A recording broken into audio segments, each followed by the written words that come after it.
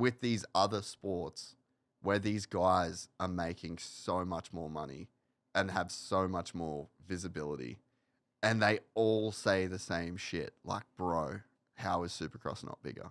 I met a gypsy. It's crazy too, because we talk about Ken Roczen a lot, right? And then you also think about Hunter and his story. Like, everybody, that's the crazy thing, is everybody has their story. That's what makes sport so great, but it's also what makes Supercross so great. And I mean, we're so blessed. Like, I was just at Formula One all weekend. Yeah. And I walk into the pits. Yeah.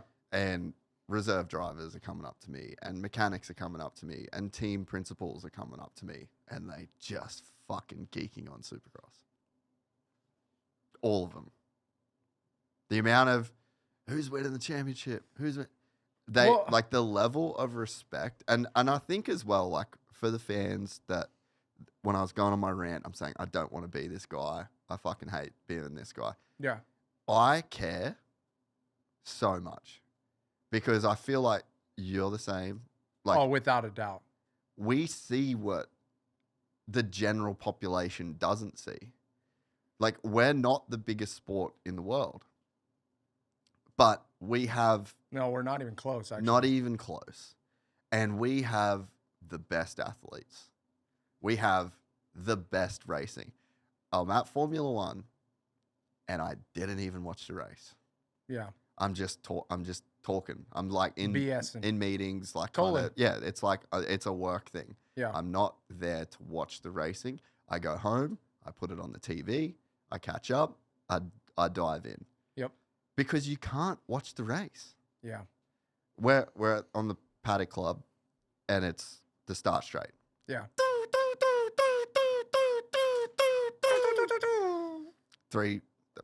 50 seconds later. Yeah. That's the experience of watching That's it. F1. Yeah.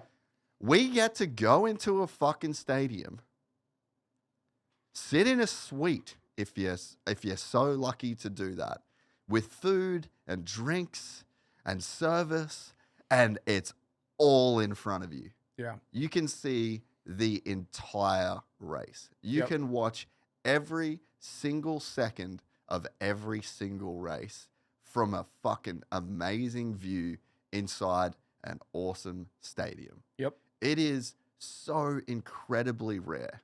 MotoGP is the same. That sport, unbelievable. Formula One, unbelievable. They just don't have what we have. Yeah. Like, we have such a special thing that you can take our sport and the best racers in the world with these absolutely incredible stories. Charles Leclerc, fantastic athlete. Grew up in Monaco to a wealthy family, came from a lineage of F1 drivers, gets paid millions and millions and millions of dollars to go and sit in his race car. Yep. With all due respect, Hunter Lawrence is way more savage than you. And he would tell you that. Why do you think that every other sport loves our sport? Yeah. Because they know what we're willing to do to put it on the line. Yep. They're like the only other people that I know, and it's a whole different thing, that are willing to risk that much is like maybe a bull rider. Because they could like die every single time they go out. That's like, that to me is it's just so equivalent, except there's not 20 other bulls. Well, and two, it's only 6 seconds, right? Or 8 seconds. So, but you're right. And I think that like, MotoGP is like the gnarliest thing in comparison. I think like... Yeah, but it's still like, okay, yes, yeah, yep. I think that if you want to draw a comparison to like how gnarly bull riding, yes. But I think that... I'm saying just risk. That's it. Bull riding risk factor. You watched a Marc Marquez highlight crash reel? Yes, but this is my what do you want to call it? Argument. Marc Marquez, crazy crash. How many of those do you think though that he's had in his career? Yeah. You know what I'm saying? Yeah. Like Those guys go down 1/100th of a time. And two, when they do go down, the biggest thing they got to watch out for most of the time is the curb. You know, you just got to watch for that curb. You can't hit the curb with your butt on the ground.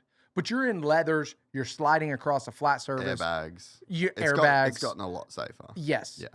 Supercross, one wrong move, the next jump's coming to KO you. Yeah. Like that. And I guarantee you, if you've asked Ken Roczen, he's crashed multiple times this year. Yeah. Oh, yeah. Big ones that no one ever hears about. Well, and not even big ones, but like he's tucking front at their test track, you know, every couple weeks minimum, right? Boom, on the ground. And if you don't tuck your foot in and do that, but that's how it works in Supercross. You're not, I mean, what's the saying we always say? It's not if, it's when. Yeah. With dirt bikes. I mean, there's no getting around it. You're gonna crash. Yeah. So that's what I'm saying. Like, when I get so fucking heated about this shit and when I carry on and make myself look like a complete wanker, it's because I love it. It's because I have these conversations. I'm in these other rooms. Yes. With these other sports where these guys are making so much more money and have so much more visibility. And they all say the same shit. Like, bro, how is Supercross not bigger? How is Supercross not better? How? Yeah, I mean... And it's like, we know. Like, we've just sucked Ken Roczen off for an hour. Like, we know. But this is the thing, though. Let's get to the bottom line of everything, right? It's because dirt bikes in general. I don't think so. Dude, it is. But what makes you think that? Because why does everybody watch F1? And this is my take. Okay, everybody has a car. Everybody's driving a car on a daily basis. And F1 is the absolute pinnacle of anything car. If it's in an F1 car, in 20 years, it's going to be in your Honda Accord. You know, that's the way that the valves are going to work, is that. And everybody knows that this is the innovation from a car, right? Soccer. Everybody goes to the store, Dick's Sporting Goods, buys a soccer ball. Biggest sport in the world, right? You can go buy a football. The hardest thing about our sport isn't how cool it is. Every single person that I introduce to Supercross is hooked on Supercross instantly. But it's people, there's not enough people that are buying dirt bikes and see it. You got to get people to it. Everybody's driving a car. Everybody's kicking a soccer ball. Everybody's doing this. Everybody's doing that. Not everybody's riding a dirt bike. All right. Okay, I see you. I hear you. Okay, I love it. Can you please Google, are there more cars on planet Earth or motorcycles? Okay, dirt bikes. Because MotoGP is big. Dirt bikes. But you can't buy a MotoGP bike. You can buy a street bike. You can buy a scooter that goes on the street. I think that developed countries use more cars and motorcycles, with the latter being without a reserved doubt. for That's no recreational question. purposes. The greatest disparity data shows that only 10%. Go to this one. Are there more motorcycles or cars in the world? The correct answer about 600 million, and there's 1.4 billion cars. Okay, so I was wrong. How many fights have you been in? Fist fights, physical, like actual real fights? One. When I was a kid. Not real, though. Kid fights, you know what I mean? Bullshit. The UFC is fucking huge. Yeah. You think all the people that watch but the UFC get into fights? Yeah, but that's the thing. You're working against something that's the tale as old as time. How did we get shit done when we were cavemen? We want to be entertained. I'm making excuses. Yeah. I think that, like, I understand, and they're like, it's semi-valid, but you can't buy a F1 car. And when you go to the F1, I can guarantee you, I was just there. Yep. None of those people give a fuck about the cars. It's the vibe. Yes. It's the entertainment. It's the aura. It's the vibe. It's the aura. Because it's what's presented by F1. Exactly. So, I'm saying we have a better... But they've built that brand into that as well. The promoters. Yes. Without a doubt. Okay. Have promoted. Yes. I agree. So there's such a calculated effort. There's such But you have to look. I'm sorry for cutting you off. No. You have to look to where we came from. Like dirt bikes, we have finally changed into something.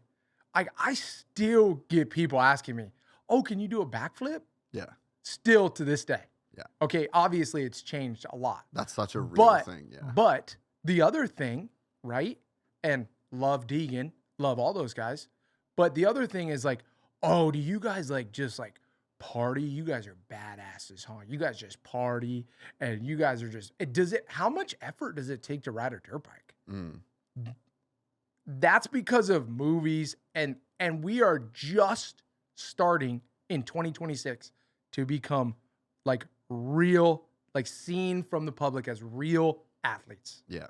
Right? I feel like you're right. But I just feel like all of this is a communication problem. I just don't think it has anything to do with dirt bikes not being something that people understand or like, because again, you can't buy an F1 car and the people that are going there aren't going there because of the cars and they don't know anything about the sport. It's the vibe, it's the look, it's the aura, it's the access, it's the way that it's presented. Dude, probably had like fucking $40,000 worth of tickets around my neck on lanyards from the F1. It's just all this, it's like a vibe thing. Yeah. And it's like people want to go there to be seen. And that is a very strategic that's like messaging. Yes. It's got nothing to do with the sport itself, you know? Yeah. And it's like, I just think that these guys are the best kept secret. Yeah. You know, and it's like, there's so many we're never going to get to F1. I'm not saying that we're going to ever get to F1. And maybe I'm being a bit pessimistic, but I don't even think we have to. I don't even think we have to get there. We probably don't want to get there. We probably don't want to get to a place where these guys are making fucking $300 million. Why not? Yeah, because then, yeah. Why not? What do you mean? I don't think anyone should make that much. I don't think you're a human at that point. I think you turn into some like weird. But that's what they've made it into. You're more than human.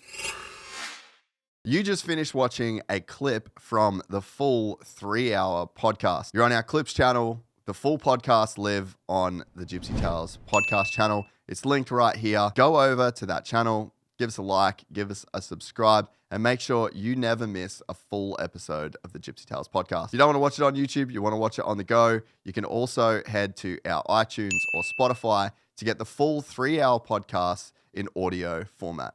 I met a gypsy.